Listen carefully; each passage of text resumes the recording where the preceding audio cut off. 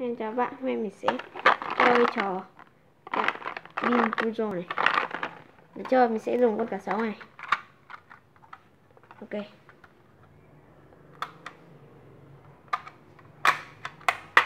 Ok. Chọn một vị. Thế nào. Vị này.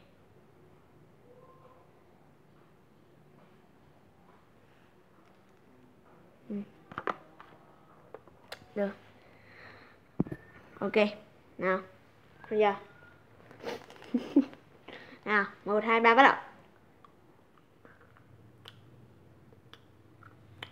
Ngon á. Nhổ. Đẹp. Đi gặp.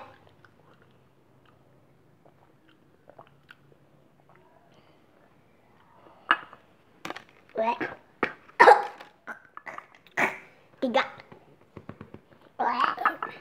Sao bị cái đỏ thế? Đây, tôi bị cái đen này. Đẹp. Nào.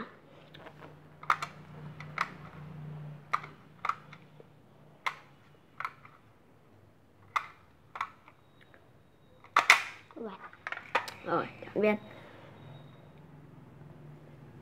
Đây từ từ. Đây là vị thức ăn cho chó hoặc là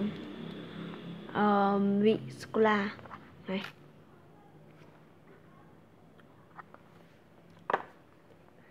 Này nha.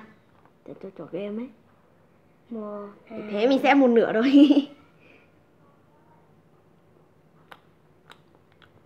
Sô-cô-la ngon. Sô-cô-la. Rồi. Rồi. Tiếp. Dạ.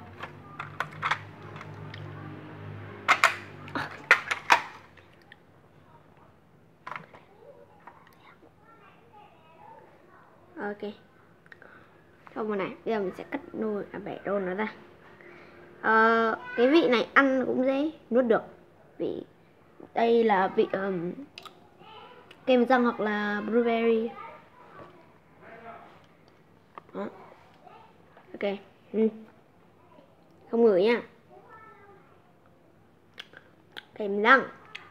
Kem răng. À đâu? Không phải kem răng mà. Như đây là blueberry. Vẫn đẹp. Nó có cái vị như kiểu nô đấy. Ngon. Rồi.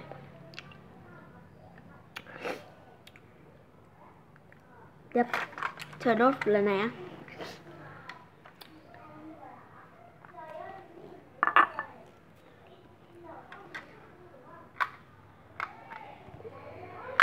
Ok. Ok. Được. Đây. Đây là hai vị. Đó. Ok. Bẻ đôi ra. Này, không ngửi nhá. Được rồi.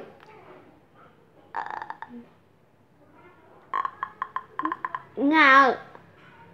Cái đi. Ngon. Ngon. Cái cả. Ăn đi, cái có đều. May là mình không ăn. Thế đẹp ấy. Ok. Video mình sẽ dừng tới đây. Cảm ơn bạn đã xem video. Bye.